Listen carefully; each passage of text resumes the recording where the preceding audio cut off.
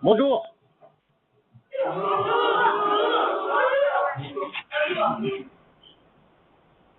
Bon, alors, on est au Cap, il fait beau et chaud chez vous aussi.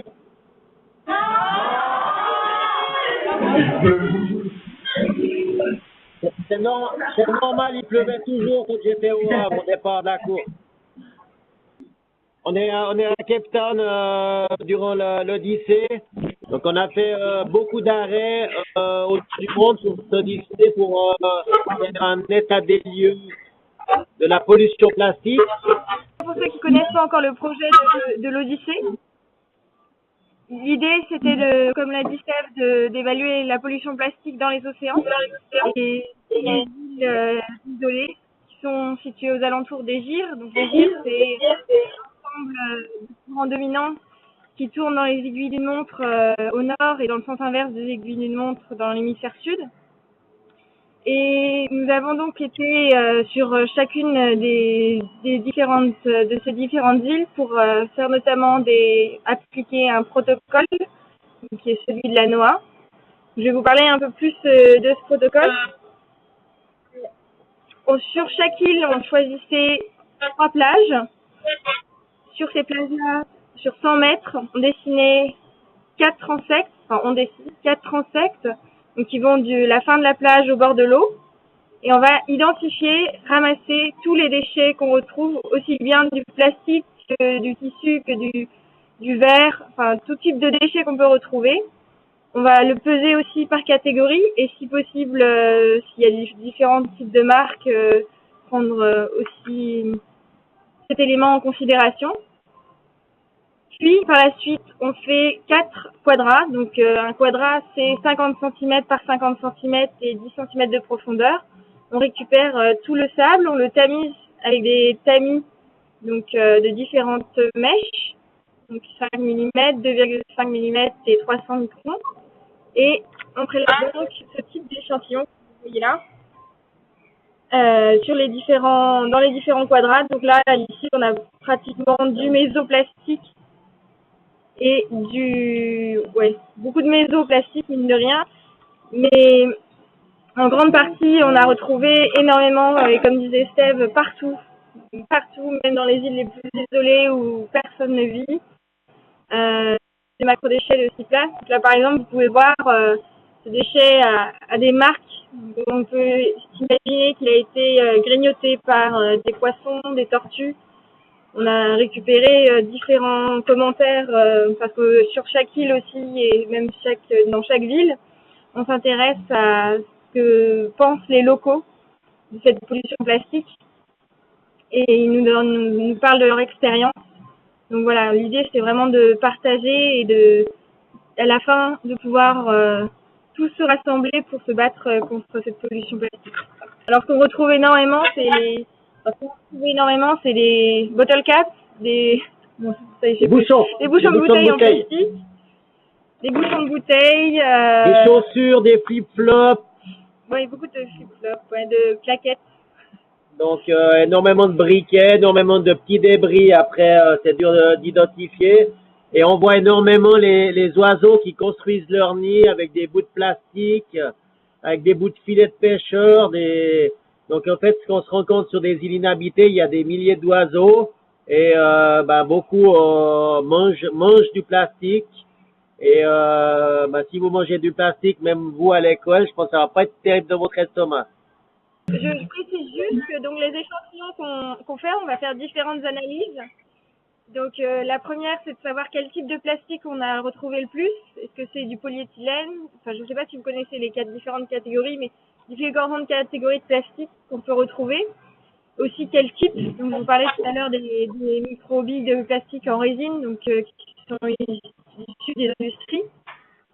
Et aussi des fragments des fois on a beaucoup de fragments issus de tissus et puis de cordes de filets de pêche. Ce genre de choses. Et par la suite, ces échantillons, on ira aussi s'intéresser aux polluants. Donc, est-ce qu'il y a des polluants qui se sont absorbés, donc qui se sont en fait fixés sur les particules de plastique. Et enfin, on exposera ces particules à des cellules de poissons cuit à des larves de poissons pour voir s'il y a des effets sur l'immunité des poissons de nos différents échantillons pris au cours de l'Odyssée. Ok, merci. Est-ce que Jean-François Guigan veut apporter des compléments scientifiques? Je me présente en fait, donc je travaille au CNRS et j'ai fait partie de la mission Tara Méditerranée. En fait, c'est une goélette qui s'appelle Tara et qui cette fois s'intéressait à faire un bilan de la pollution par les plastiques en Méditerranée et dans l'eau. Donc là, ce que vous voyez en fait avec Race for Water, c'est la pollution qu'on voit sur les plages. Et nous, on a fait l'aspect dans la mer. Et le résultat qu'on a, et le plus gros résultat qu'on a, c'est le même que ce qui vient d'être annoncé, c'est-à-dire que à chaque fois qu'on regarde dans l'eau, on a une pollution des plastiques constante partout. Donc il y a 100% des mers qui sont polluées. J'ai juste une première question et je connais à peu près la réponse, mais je voulais savoir en fait si dans les déchets que vous avez trouvés, donc vous séparez les gros déchets des petits déchets, et dans les gros déchets, est-ce que vous avez trouvé des Rolex ou des téléphones portables dernier cri comme tout le monde peut avoir dans cette salle par exemple? Peut-être pas la Rolex, mais le téléphone. En fait, un téléphone, ça coule. Donc, en fait, avant qu'il arrive sur une plage, à un endroit, on a rien vu de tout ça. On a vraiment, tout ce qu'on voit, c'est tout ce qui flotte. Hein. Donc, il y a pas beaucoup de chaussures, hein, énormément de chaussures, comme on disait, de briquets, normalement de briquets, des bouchons de bouteilles, et toutes des petites bouteilles de shampoing. Voilà, c'est plutôt là-dessus qu'on voit. Après, ce qui est détruit en microparticules de plastique, peut-être c'est bien possible qu'il y ait des composants de téléphone qui se sont dans l'eau désagrégés, qui sont montés à la surface, parce qu'il y a sûrement du plastique qui doit flotter dans un téléphone. On trouve en général dans les déchets que nous on trouve pas des choses qui coûtent très très cher en fait. Les téléphones portables, les Rolex, tout ça. Peut-être que des bris de téléphones portables on va commencer à en trouver. Mais ce que de manière générale, pour expliquer un peu à tout le monde, en général on trouve des produits qui sont un peu superflus. Et les déchets qu'on voit en mer, c'est un peu à l'image de notre société de consommation. En fait, on a trop de choses qui sont superflues. On a de plus en plus de plastique. Essayez de voir tous là sur vous, si vous avez du plastique dans vos sacs, ou vous réalisez même que vos chaussures sont remplies de plastique. Même les tissus qu'on utilise sont de plastique, et il y a beaucoup de déchets qui sont aujourd'hui superflus. On emballe de plus en plus de choses avec les morceaux de plastique parce que ça coûte pas cher. Et on génère des déchets aujourd'hui qui sont énormes. Et comme on le voit, en fait, que ça soit en mer ou sur les plages, on a vraiment aujourd'hui un problème de la pollution par les plastiques. Et il va vraiment falloir... donc, on pousse, nous, un cri d'alarme, mais il y a aussi des solutions auxquelles on pourra parler, en fait. Tous les scientifiques, en fait, toutes les missions qui sont en train de se faire, et c'est assez récent, ça date il y a 5-6 ans qu'on s'intéresse vraiment à ces problèmes de plastique, et avec de plus en plus de missions. Et on se rend compte qu'on a vraiment un problème. Donc, on lance tous un cri d'alarme. Maintenant, il faut qu'on arrive à trouver des solutions, et ça, à la fois les scientifiques et les industriels peuvent répondre à ça un petit peu. Je tourne vers la salle du voir quel est le premier élève qui a une question préparée à nous poser. Quel est le déchet le plus étonnant que vous avez trouvé? Le plus étonnant, on a vu une tête de mannequin. Donc, on a récupéré, c'était notre figure un peu du bateau. Après, on l'a maquillé, on lui a mis un chapeau sur la tête. Voilà, c'est vrai que c'était assez incroyable. Il y a aussi un fusil, un de ces fusils, on met de l'eau dedans. Hein. Il y a eu des petits King Kong, des petites statuettes King Kong. Après ce côté, comme je vous disais avant, les chaussures, c'est incroyable. Vous trouvez une chaussure toute neuve, des roues de voiture complètes avec les jantes et le pneu autour sur une île perdue, hein, inhabitée, au nord des îles Marshall, là, qui s'appelle Taongi. Des déchets d'avions de la guerre, ça c'est autre chose, hein, qui se serait écrasé d'un avion japonais. Donc ça c'est vrai que c'est des choses assez incroyables, avec des bateaux de pêcheurs échoués sur les cailloux. Donc quand vous allez sur le bateau de pêche, il y a encore les bottes, il y a encore des vieilles, très très vieilles bottes. Donc c'est vrai que il y a des moments aussi incroyables de ce côté-là où vous voyez des choses que vous voyez pas souvent dans votre vie. Personnellement, si je peux rajouter, moi, ce qui m'a choqué, c'est Camilo à Hawaï. Donc, je sais pas si tu es à Hawaï, dans le Pacifique Nord. Et donc, Camilo, c'est la pointe de la plus grande île d'Hawaï, Big Island. Et sur cette plage-là, c'est affolant. Vous marchez sur la plage, vous marchez que sur du plastique. Il y a quasiment pas de sable. Et moi, ce que j'ai découvert, ce qu'on a trouvé, c'est un aspirateur. Bon, bien sûr, il avait commencé à être bien dégradé par les organismes marins, mais bon, voilà, un aspirateur au milieu de nulle part, alors que cette plage-là est très difficilement accessible. C'est les locaux qui nous y ont amenés. Il y a 1 heure de chemin. Voilà, pour dire que il n'y a pas de touristes qui auraient pu mettre un aspirateur sur cette plage. Et ce qu'il faut bien se dire sur cette plage, il y avait 9 bocaux comme ça, hein, vous voyez ma main, hein. Moi j'ai une petite main, hein, mais il y avait 9 bocaux comme ça, sur 50 cm par 50 cm par 10 cm de profondeur de microparticules de plastique. Donc 9 bocaux comme ça. Hein. Une autre question dans la salle ou bien? Oui. Beaucoup de questions. Ah, une jeune fille pour changer, un garçon qui dit. Bonjour, je m'appelle Chloé. Je voulais vous poser la question, que pensez-vous faire de notre avenir? Bah, écoutez, je pense que nous on le fait pour montrer justement à vous tous le problème qu'il y a. Donc ce qui est important, c'est l'éducation en premier lieu. Donc c'est sûr que c'est pas que la France, c'est le monde entier. Souvent en France, on est plus éduqué par rapport au plastique que peut-être dans des autres pays. Donc c'est mettre de l'énergie avec la politique, avec plein de choses de ce côté-là pour expliquer voilà ce qu'il y a, le plastique ça pollue, ça tue les dauphins, ça tue les oiseaux, ça on le mange après, il y a des toxiques dedans et aussi ce qu'il faut essayer de créer c'est de valoriser ce plastique comme on a pu valoriser par exemple les canettes d'aluminium où beaucoup d'endroits dans les pays justement défavorisés où il y a moins d'éducation, eh ben ils peuvent les récupérer. Alors ça c'est un travail aussi de chaque pays et c'est pour ça qu'il y a par exemple le COP 21 en fin d'année à Paris, ben il faut être présent pour expliquer ces choses-là pour que dans le futur, eh ben voilà, ça évolue rapidement comme vous, je sais pas si vous vous rappelez, mais vos parents mettaient pas la ceinture de sécurité, ben maintenant tout le monde la met. Bonjour, c'était pour savoir comment vous pourrez sensibiliser les personnes à arrêter de polluer la nature autant comme ça, enfin voilà. Je trouve que le plus bel exemple, c'est qu'ils fassent un nettoyage de plage ou un nettoyage de côte. Nous, à chaque fois, on les a amenés, à chaque fois, sur cette spéciale, on les a amenés faire un protocole avec nous. Et ils voyaient que c'est super, non. Bon, alors, malheureusement, après, ils ont moins envie de se baigner, mais c'est vraiment une bonne idée de la pollution plastique. Et puis, ils se rendent compte vraiment, alors surtout pour les enfants, quand ils retrouvent sur les plages des jouets en plastique, ils se rendent vraiment que ça peut aussi venir d'eux et pas que de leurs parents. On avait une question du lycée Jean Lurcia de Bruyères. C'était comment le plastique arrive-t-il jusque-là et depuis quand il arrive et pourquoi il se regroupe au même endroit? Les courants sur la planète, vous avez des courants, plusieurs courants différents. Donc en fait, c'est pour ça que souvent le plastique il tourne dans le même sens avec le courant ou le vent, parce qu'il y a toujours des courants et des vents dominants. Donc ça c'est peut-être plutôt à la science et à l'école à vous expliquer exactement parce qu'on en a pour longtemps. Mais en fait voilà, c'est souvent ce qui se passe, c'est qu'il y a toujours des endroits où il y en a plus que d'autres. C'est ce qu'on a fait ces 5 gyres dans le monde, c'est un peu ces îles au milieu de tous ces courants et ces vents dominants.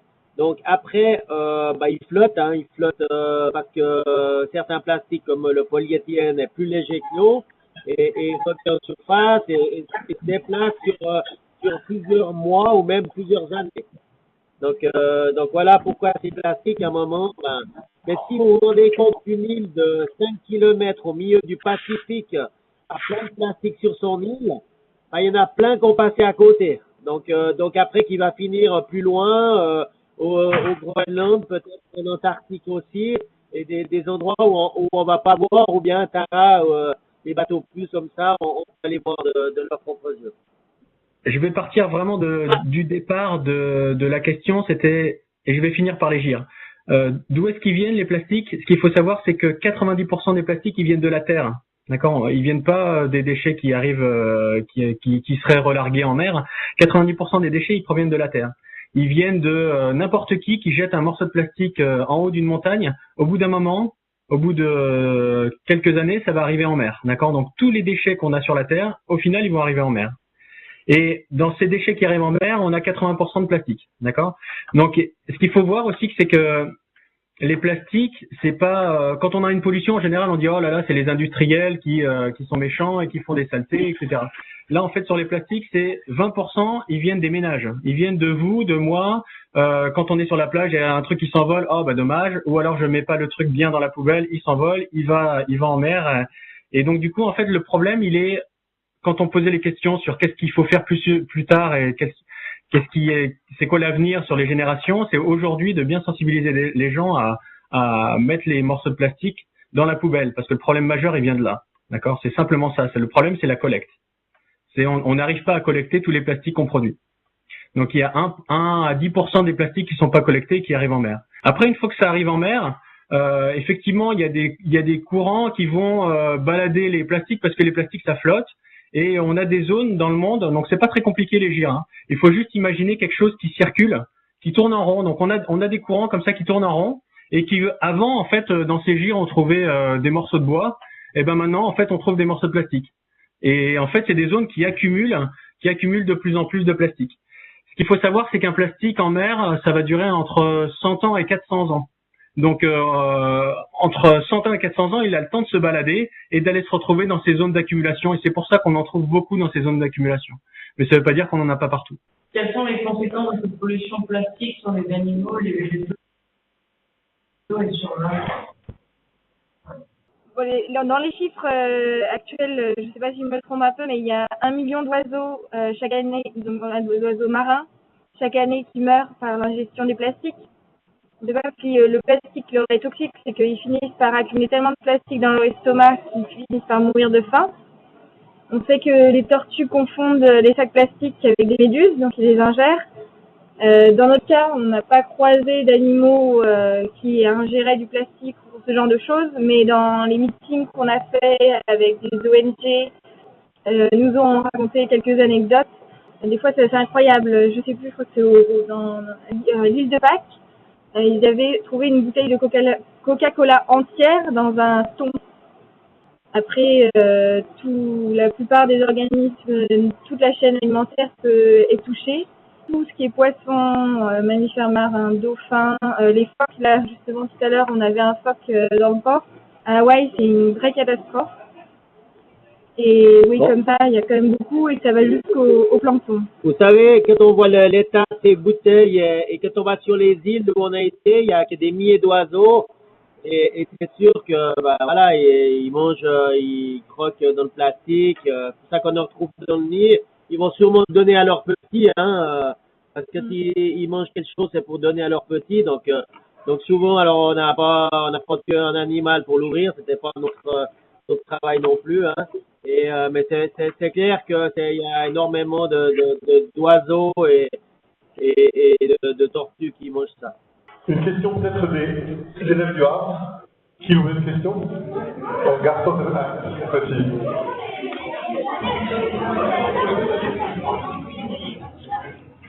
Avez-vous vu des situations très graves?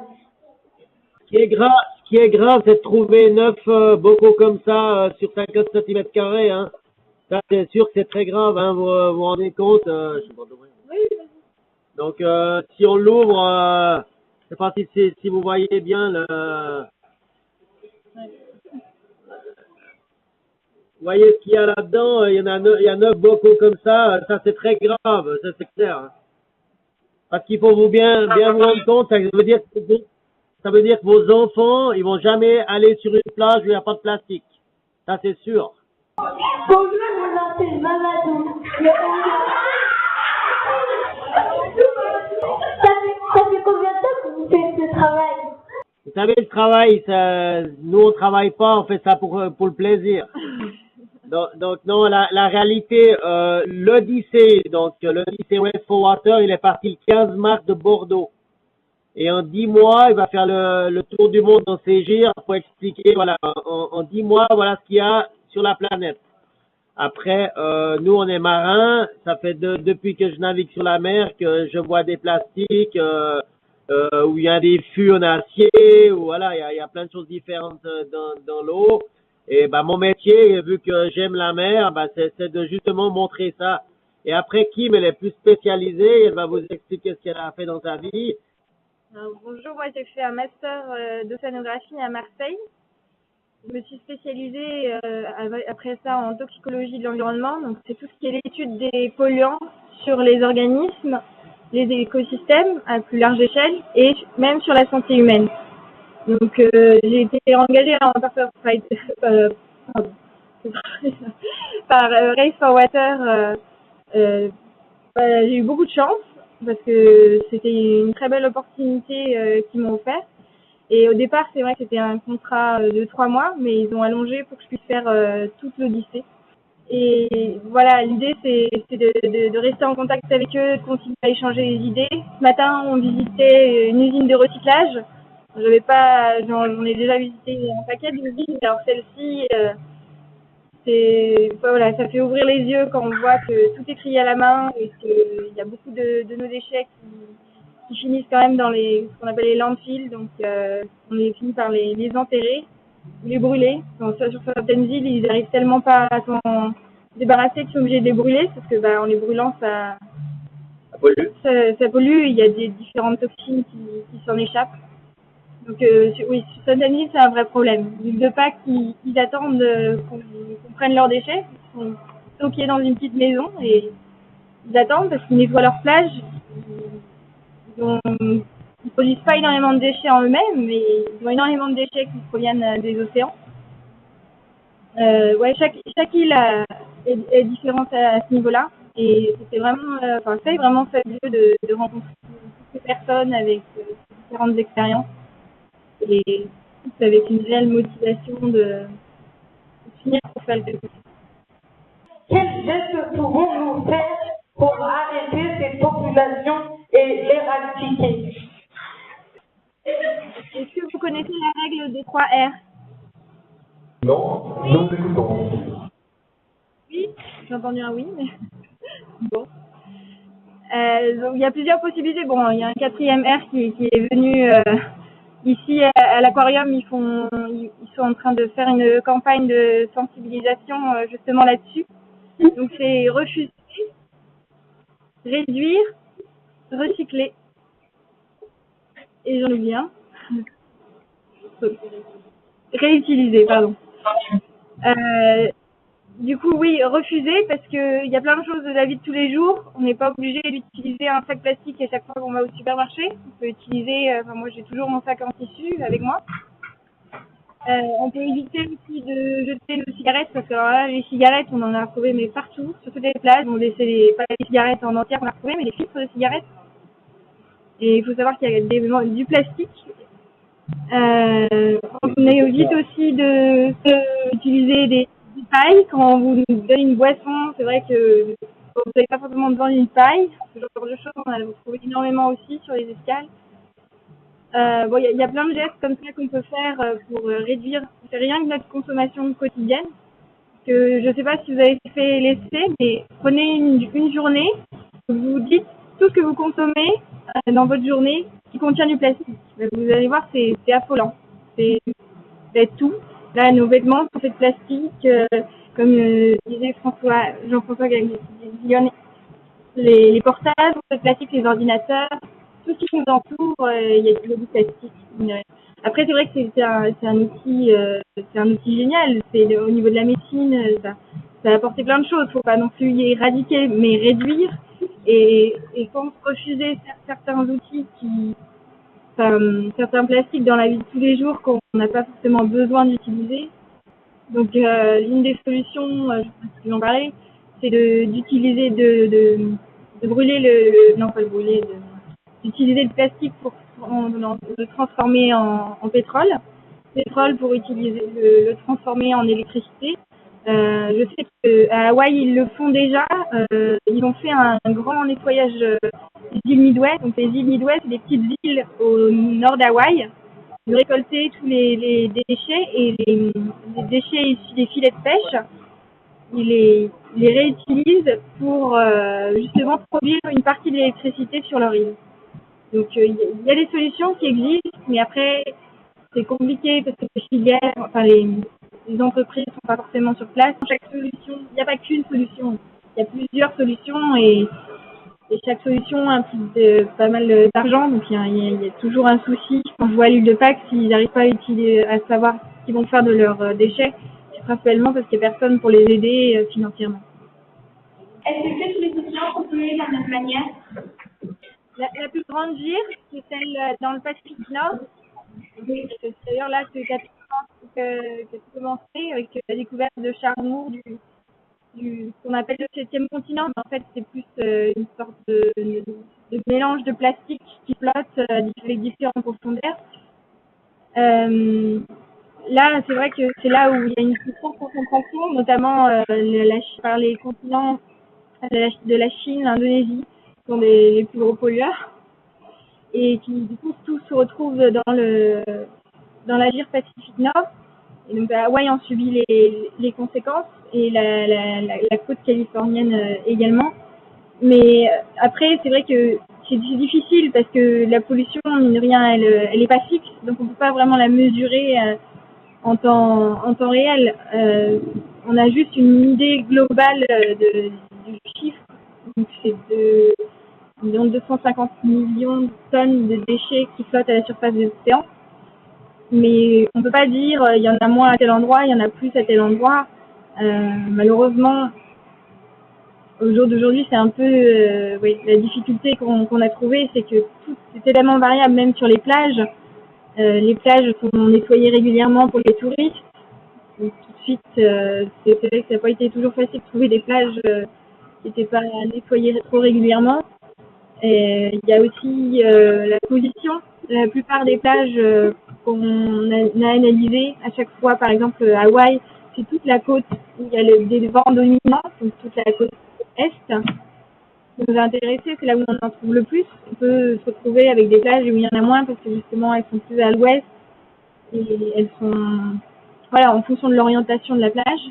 Enfin, ce qu'on sait globalement, c'est qu'on a les plastiques, on les trouve effectivement partout en mer. J'aime bien l'exemple peut-être vous avez entendu parler de cette histoire il y avait des petits canards jaunes. Vous savez les petits canards jaunes qu'on utilise pour le bain? Un jour, il y a un container en fait qui partait de Hong Kong. Il est allé justement près de ce gire du Pacifique Nord. Et puis il y a un des containers qui est tombé et tous les canards jaunes, il y en a eu 30 000 qui sont partis un peu partout. Et en fait, c'était intéressant comme exemple parce que on voit bien qu'ils s'accumulent dans le gire pendant un moment, et puis après ça part, ça monte en Arctique, et puis c'est passé par tout le côté et c'est revenu sur les côtes bretonnes. Il y a eu des paris qui étaient faits pour retrouver ces canards jaunes, et il y a des gens qui attendaient sur la plage les canards jaunes. Bon, j'exagère un peu, mais on les a retrouvés en fait jusqu'aux côtes bretonnes. Donc une pollution qui se fait en partant de pas loin de Hong Kong va arriver jusqu'aux côtes bretonnes en France. Donc ça vous montre en fait la connexion qu'il y a dans le monde entier. Et on pensait que l'Arctique était propre, malheureusement il l'est pas. Ce que je vois ici également, c'est que même dans les zones où il y a très peu de population, on se rend compte qu'il y a une pollution par les plastiques partout. Donc vraiment le message à retenir, c'est clair que en mer, il y en a partout des plastiques. Après, pour répondre à l'autre question concernant les solutions qu'on a aujourd'hui, effectivement il y en a plein. Il y a des gens qui proposent des solutions, donc il y a surtout réduire les emballages, la réglementation qui pourra nous aider, il y a de l'innovation aussi, il y a des nouveaux plastiques qui sont soi-disant biodégradables, et dans notre laboratoire on est en train de montrer qu'il y a certains plastiques biodégradables qui en réalité ne sont pas vraiment biodégradables, donc il faut s'en méfier. Et je pense que la solution majeure en fait c'est moins consommer de ces plastiques et améliorer la collecte, parce que tout le problème est là en fait. Le problème, c'est que on a trop de plastiques qui sont pas collectés et qui se retrouvent finalement en mer, quoi. Alors moi j'ai plutôt une question. Vous allez faire quoi en sortant de cette heure de discussion avec nous? C'est plutôt ça qu'il faut se poser la question. C'est qu'est-ce qui va améliorer? Vous allez arrêter pour les grands, de jeter vos clubs dans la rue, vous allez les mettre dans des poubelles. Pour les plus petits, les pailles ou les bouteilles de coca, vous allez acheter mettre dans des condiments différents, essayer de réutiliser. Qu'est-ce que vous pensez là-dessus? Alors, qui veut répondre? Moi, je pense qu'on devrait plutôt arrêter de jeter des déchets, que les gens fassent plus attention. Et voilà. Ça, c'est vu Christophe tout à l'heure. C'est simple. Que faites-vous du plastique collecté? Le plastique qu'on ramasse, nous, donc tout ce qui est échantillons micro et méso, on le ramène en laboratoire, donc ça, voilà. Par contre, tout ce qui est macro, on en garde pour tout ce qui est sensibilisation. Et après, qu'on avait des grosses quantités de macro-déchets, c'était les associations locales qui prenaient nos déchets parce qu'elles sont en général habituées à faire des bisphénols. Donc à Hawaï, par exemple, il y en a qui ont servi à produire un peu d'électricité pour l'île. Moi, je voudrais savoir s'il était possible d'incorporer dans les matières plastiques lors de leur fabrication des substances permettant d'accélérer leur dégradation. Donc effectivement, ça c'est une solution qui est proposée aujourd'hui. Faut savoir par exemple que l'année prochaine, normalement, on devait arrêter les sacs plastiques à usage unique. Donc les sacs plastiques qu'on utilise quand on va au magasin, normalement en France, ça devait s'arrêter. Et il y a eu une dérogation justement sur ces plastiques qu'on appelle les plastiques biodégradables. Donc il y a deux types de plastiques biodégradables. Il y a les plastiques qui viennent de l'agriculture, donc qui sont faits essentiellement avec de l'amidon. L'amidon, c'est du papier, hein, pour vous, c'est un peu des voilà. Donc du coup, en fait, le problème de ces sacs plastiques biodégradables, hein, c'est que en fait, ils viennent de l'agriculture intensive. Donc ça veut dire qu'on utilise beaucoup de pesticides, beaucoup de champs en fait pour faire ces plastiques. Donc c'est pas la solution parfaite, mais ça peut être une des solutions. Et il y a une autre solution en fait où maintenant on arrive à incorporer effectivement dans les plastiques des additifs hein, qui permettent une meilleure oxydation, c'est-à-dire une meilleure dégradation, parce qu'il y a des bactéries en fait qui sont capables de dégrader ces plastiques. Et donc ça c'est un sujet sur lequel on travaille actuellement, mais on se rend compte en fait que notamment ces bactéries, eh ben, elles mettent trop de temps en fait à dégrader les plastiques, et par rapport à tout ce qu'on ramène en mer, les temps de dégradation sont trop lents. Donc aujourd'hui on va vers l'innovation, on va essayer d'améliorer ces plastiques pour qu'on puisse les considérer comme biodégradables, mais la réalité en fait elle est tout autre quoi. On n'arrive jamais, enfin la matière plastique en elle-même hein, pose un problème parce qu'elle met très longtemps à se dégrader. J'aurais aimé vous demander si demain on arrête de polluer, est-ce que ce serait possible qu'il y ait un retour à la normale ou pas? On considère en fait que la dégradation des plastiques elle va prendre entre 3 et 400 ans. Donc ça veut dire que déjà sur plusieurs générations il y aura encore des plastiques. Donc ça veut dire que vos enfants et vos petits-enfants, ils vont être déjà impactés par la pollution qu'on fait encore aujourd'hui. Il y a un projet industriel de ramasser ces déchets qui sont très concentrés, dans les grandes concentrations. Oui, il y a eu en fait un jeune américain, je ne sais plus quel âge il a, je crois qu'il a 16 ans, qui a lancé un projet en fait d'un énorme entonnoir qu'on mettrait en mer pour récupérer les plastiques flottants. Donc il y a eu un projet comme ça qui a été financé. On est assez sceptique sur le fait, il donne des valeurs en disant on va réussir à résoudre le problème comme ça. Le problème, c'est qu'il faut que ça passe déjà dans son entonnoir, hein, parce que des plastiques, comme on a dit depuis tout à l'heure, on en a un petit peu partout. On peut poser la question aux navigateurs, quand on parle d'un continent de plastique, parce que l'idéal, ça serait de mettre l'entonnoir là où il y a les zones de concentration. Le continent de plastique, il n'est pas toujours facile à trouver. Donc, c'est pas forcément évident. Donc, je dirais que ce type d'initiative, il faut les faire, c'est très important, mais c'est la solution, encore une fois, je pense qu'elle vient pas de la mer. C'est pas en collectant les plastiques en mer qu'on arrivera à résoudre le problème. La collecte, elle doit se faire au niveau des fleuves, à l'entrée en fait des mers, et trouver des solutions ici et diminuer encore une fois la collecte. Améliorer la collecte, pardon. Au jour d'aujourd'hui, je pense que une grosse possibilité, ça serait de mettre des consignes déjà sur les plastiques pour valoriser la récolte, pour pouvoir payer les gens qui les ramassent, ou que ça pénalise ceux qui les jettent. Donc, je pense qu'il peut y avoir du travail là-dessus, comme aux États-Unis, où par exemple à Koror, à Palau, c'est une île, sur une canette de Coca-Cola, il y a 10 cents qui est une consigne. Quand vous la ramenez, vous touchez 5 cents. Donc, ce qui permet aussi de créer des emplois pour des gens qui n'ont pas de travail ou des SDF, etc., comme vous voyez aux États-Unis. Eh ben, je pense qu'il faut qu'on regarde de suivre ces choses qui fonctionnent et pour qu'on puisse justement après, parce qu'on sait comment récupérer ce plastique on peut faire, par exemple, on a vu à Palau, à Koror, cette machine qui, avec 1 kilo de plastique, fait 0,8 litres d'huile de plastique. Et avec 0,8 litres d'huile de plastique, alors on peut mettre 30% dans un camion diesel ou bien faire tourner une génératrice. Alors bien sûr, vous allez me dire que ça pollue l'air, mais après on peut avoir des filtres, des choses comme ça pour que ça pollue moins l'air. Et surtout, de toute façon, dans ces îles, ils tournent déjà avec du diesel pour faire l'électricité. Donc il y a quand même des solutions. Simplement, il faut que le plastique arrive directement à cet endroit-là sans qu'il soit jeté au bord des routes, etc., etc. Et j'aimerais savoir dans quelle mesure Right of Water peut-il intervenir pour limiter les déchets plastiques.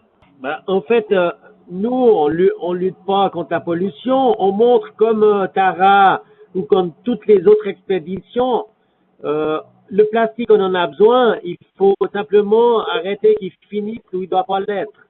Donc, ce qui est important, Race for Water, on court pour l'eau, comme on le dit. C'est de pas polluer, que ce soit même les rivières, même la neige, même la mer, même tous les endroits, même la terre. Ça sert à rien de polluer. Donc, le plastique, utilisons-le intelligemment, peut-être à des quantités moindres dans certains emballages, etc., etc. Voilà, c'est ce qu'on dit. Je pense que le plastique, on est obligé de l'avoir de nos jours. Après, il faut que ça soit intelligemment fait. Voilà. Voilà notre message. Est-ce que vous voulez commenter cette image? Celle-ci, c'était à Hawaï. Comme vous pouvez voir, c'est un tamis que nous a prêté l'association Sustainable Coastline. Bon, on était en bon contact avec eux. Enfin, on est toujours en bon contact avec eux. Et voilà, ils étaient venus sur certains des échantillonnages de plage pour voir ce qu'on y faisait.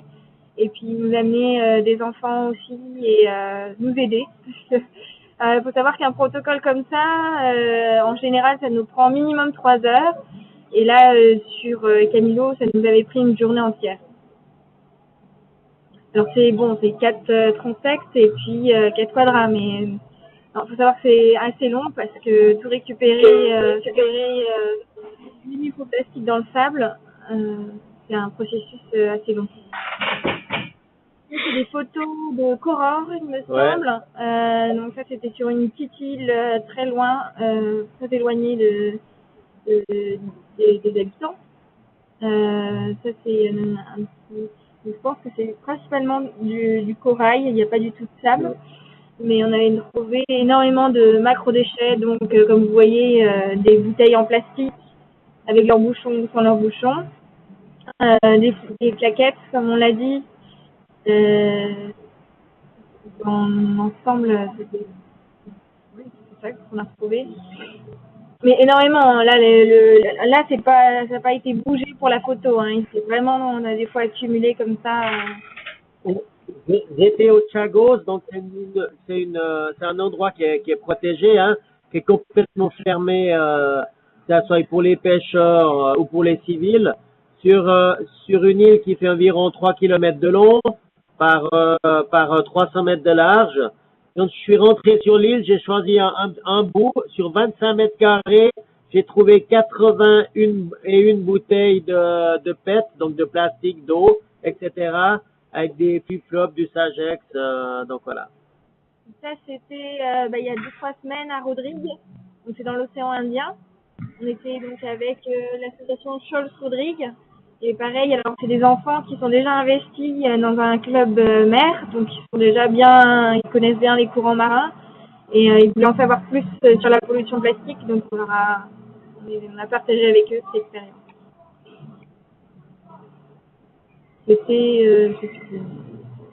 Alors ça, c'est le travail qui est fait à l'EPFL en Suisse. Il y a Bordeaux, il y a un Bordeaux, l'EPFL en Suisse, il y a aussi à Brest. Mais il faut savoir qu'on a aussi fait dans chaque océan, on a pris du plancton pour voir si le plastique allait dans le plancton. Donc là, on le récupère et... Non, je reprécise juste, on n'a pas fait du tout d'échantillons en mer de plastique, parce que le bateau n'était pas conçu pour, il est beaucoup trop vite pour cela. Par contre, on s'est associé avec un projet qui s'appelle Plancton Planète, et donc c'était pour faire des échantillons de plancton pour voir un petit peu la biodiversité de plancton, la biodiversité de plancton dans les gyres, et comme ils sont passés à des endroits difficiles d'accès, où il y a très peu de personnes qui y vont, ils voulaient ces échantillons, et on devrait avoir les résultats avant la fin de l'année. Les molécules du plastique sont-elles solubles dans les aliments? Donc oui, il y a des questions à ce niveau-là. Vous avez peut-être entendu parler du problème du bisphénol A, qui était un composant du plastique, un additif du plastique qui était utilisé pour les biberons notamment. Donc là se posent des questions. Effectivement, à chaque fois qu'on a des additifs dans les plastiques, ils peuvent être toxiques. Alors on regarde en général la toxicité pour l'homme, on regarde pas trop la toxicité pour les animaux. Donc je sais que Race for Water a une partie du projet qui est sur la toxicité, et c'est important aujourd'hui qu'on s'intéresse forcément à l'homme, mais qu'on s'intéresse aussi aux animaux qui vivent maintenant en présence de ce plastique, et à quel point c'est toxique pour eux. Et aujourd'hui, moi j'ai pas connaissance, je sais qu'il y a quelques additifs qui ont été enlevés du marché parce qu'il y avait des études justement comme celle qui sera faite par Race for Water, qui permet d'enlever des plastiques dangereux, même pour l'environnement. Concernant les composants des plastiques, notamment comme le bisphénol A, on aimerait bien savoir si c'était le principal composant de la toxicité de l'eau ou s'il y en avait plusieurs. Voilà, merci. Alors, les choses qui sont toxiques en fait avec les plastiques, il y a à la fois les plastiques eux-mêmes. Dans chaque plastique, il y a un composant principal, et puis après on va mettre plein d'additifs dedans pour le rendre un peu plus dur, par exemple. Donc ces additifs-là, on sait qu'ils peuvent avoir des impacts toxiques. Après, ce qu'il faut voir aussi sur les plastiques, c'est que quand vous voyez en fait du pétrole, par exemple de l'essence que vous mettez quelque part, vous voyez que ce pétrole il flotte. D'accord? Et ça va être en contact aussi avec le plastique, et ils vont se rencontrer, et le pétrole va se mettre sur le plastique. Donc on a beaucoup de molécules comme le pétrole qui sont toxiques et qui peuvent être transportées en fait par ces plastiques d'un endroit à l'autre, et aussi se concentrer à cause des courants. Donc il y a à la fois les toxiques qui sont présents dans le plastique, mais également les toxiques qui s'attachent au plastique. Et je sais que Race for Water est dans tous les programmes maintenant sur les plastiques, on s'intéresse à la fois au polluant plastique lui-même, mais également à ce qui s'accroche dessus. Par contre, quelle toxicité ça a pour les animaux et leur environnement? Alors, au niveau de la toxicité, globalement, ce qui se passe, c'est ça pose des problèmes de reproduction. C'est-à-dire qu'il y a certains individus, à cause de ces polluants-là, ils n'arrivent plus à se reproduire. Donc, il y a certains poissons, par exemple, qui peuvent plus se reproduire. Ça pose des problèmes de malformation aussi. Des fois, on a des embryons des petits bébés, globalement, des petits bébés animaux qui commencent à avoir des malformations et qui n'arrivent pas à se développer et qui meurent très très vite. Donc voilà, ça peut être de ce type-là. Et on sait que ça a un impact à tous les niveaux de la chaîne alimentaire. Que ça soit au niveau de la crevette jusqu'au poisson, jusqu'à la baleine. Notamment dans l'équipe de Tara, on avait une personne qui travaillait sur les baleines. Alors, faut imaginer qu'une baleine, elle ouvre la bouche très très très gros et elle prend des litres et des litres d'eau dans son estomac, ça passe dans son estomac, et on a vu notamment les phtalates qui s'accumulaient sur sa peau. Et là, les phtalates, leur origine, c'est forcément des plastiques. Donc ça, c'est des additifs des plastiques qu'on a retrouvés dans la peau des baleines. Moi, je voulais savoir si ces vortex, il y avait des risques pour les bateaux, s'ils naviguaient dessus. Alors, c'est une bonne question en fait, parce on se fait un peu des images d'un tourbillon immense.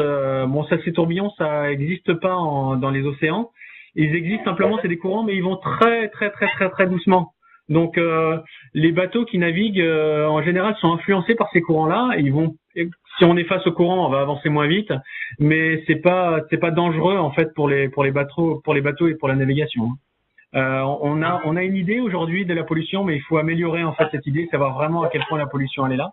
Et puis je pense qu'on a vraiment nous au niveau en tant que scientifique un rôle à jouer en termes d'innovation pour réussir à trouver des sacs plastiques ou des plastiques qui sont moins polluants, qui se dégradent plus vite et qui coûtent aussi peu cher, parce que le nerf de la guerre il est là en fait, c'est qu'un morceau de plastique ça coûte quasiment rien quoi. On a un problème avec le cap. On est désolé, on vous dit au revoir. Là, ça marche maintenant, ça marche à nouveau.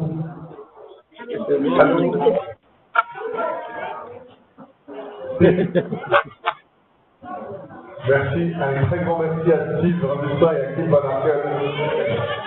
On leur dit au revoir, bravo, merci à eux.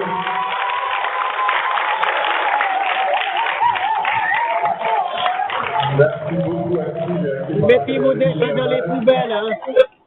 Qui a une dernière question ou deux dernières questions? Il n'y a pas beaucoup de questions. J'en avais une à l'ITER. Alors, il nous faut, voilà. Tant mieux. À l'ITER. On voulait savoir s'il existait des engins adaptés à la récupération et à la valorisation des déchets plastiques aujourd'hui. On est capable aujourd'hui de recycler quand on a des déchets plastiques, on peut les recycler et les utiliser pour faire de l'énergie, parce qu'un plastique de toute façon au départ c'est du pétrole. Donc on peut le retransformer en pétrole et le réutiliser. Le problème c'est que c'est délicat parce que la transformation du plastique coûte aussi de l'énergie quoi. Donc c'est une solution, mais faut pas trop en abuser non plus. Bonjour, d'après vous, quel est le continent où il y a le plus de déchets? C'est une question qui vient toujours. Quand on arrive à un endroit et qu'on fait un état des pollutions, on se dit est-ce que la côte devant le Havre est plus polluée qu'ailleurs? Donc comme on l'a expliqué plusieurs fois, en fait, on a des zones d'accumulation et n'importe quel pollueur en fait va polluer globalement tous les océans du monde. Donc il y a vraiment, comme je racontais l'histoire des petits canards jaunes qui se baladent dans tous les océans du monde. À partir du moment où n'importe quel pays pollue, et ben en fait il va polluer le monde entier quoi. Donc ça c'est une question un peu mixte des élèves du lycée, donc Jean Lursa de Boyères et puis Jean-Baptiste Vuillaume de Mirecourt. Est-ce que vous pouvez prévoir et comment vous pouvez prévoir comment les amas de plastique vont évoluer dans le futur? Je prends mon exemple du petit canard parce que je l'aime bien celui-là. En fait, donc le container qui était tombé à l'eau là, il est tombé à l'eau en 92 et les premiers canards qui ont été retrouvés en Bretagne, c'était en 2007.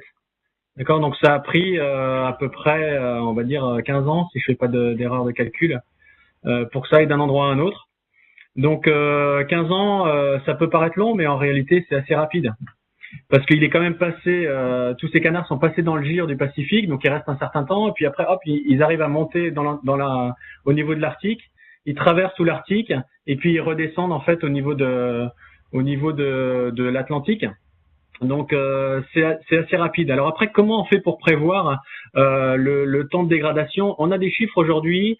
Un plastique, sa durée de vie, c'est entre 100 et 400 ans. On donne un chiffre parce qu'il faut bien qu'on donne un chiffre.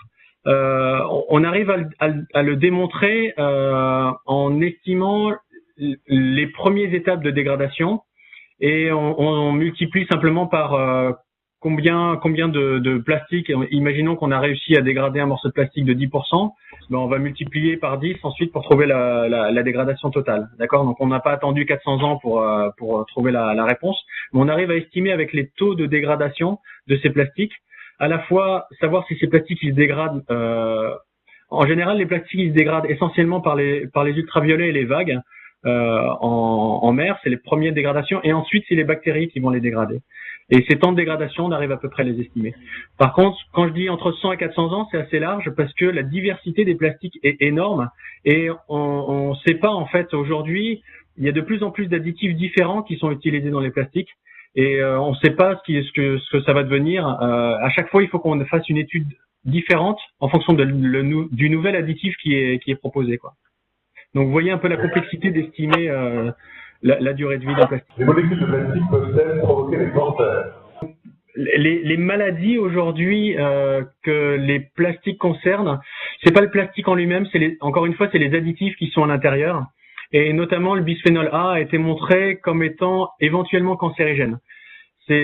pour l'instant, en fait, c'est cancérigène. Ça veut dire qu'on a des mutations qui sont possibles dans l'ADN des cellules, voilà, des animaux qu'on teste. C'est potentiel, c'est-à-dire qu'on n'a pas fait d'études jusqu'à l'épidémiologie, c'est-à-dire directement sur les hommes, savoir à quel point ça provoquait des cancers. Mais en tout cas, c'est des produits qui sont cancérigènes, donc il faut s'en méfier effectivement. C'est pour savoir en fait si les recherches menées, les coûts étaient élevés, si c'était, pour l'expédition, tout ça. Ouais, en fait, ça coûte vraiment beaucoup d'argent de pouvoir faire des expéditions comme Race for Water, comme l'expédition Terra Méditerranée. En fait, c'est le gouvernement français aujourd'hui, il a beaucoup de mal à payer des bateaux pendant des mois et des mois pour aller faire un bilan de la pollution par les plastiques. Et aujourd'hui, on a vraiment besoin du mécénat, c'est-à-dire que des gens qui sont extrêmement aisés arrivent à payer des expéditions pour que les scientifiques arrivent à travailler. Donc, pour te dire que vraiment, ça coûte beaucoup d'argent pour prélever les plastiques déjà. Et après, au niveau des analyses, par contre, en laboratoire, ça, c'est des choses que le ministère arrive à payer quand même, quoi. Mais surtout, la difficulté, c'est d'avoir du temps pour les bateaux parce que ça coûte extrêmement cher d'avoir un équipage et des gens qui soient motivés pour faire ces recherches-là. En fin d'année, il va y avoir la COP21 et je voudrais savoir s'il y allait y avoir des projets de sensibilisation pour la COP21. La COP21, en fait, c'est des différents États qui se réunissent pour discuter des problèmes de l'environnement actuellement, pour faire large. Et je suis pas vraiment au courant de tout ce qui se passe là-bas. Je sais en tout cas que notamment la goélette Tara sera là-bas. Elle va aller sur la Seine jusqu'à Paris pour discuter en fait pendant la COP21 et d'amener le problème des plastiques et des polluants de manière générale à la COP21. Donc je connais cette action, mais il y a énormément d'actions qui se font à l'occasion de cet événement qui est vraiment important en fait aujourd'hui. Mais vous en entendrez parler certainement dans les médias. Merci à tous d'être venus.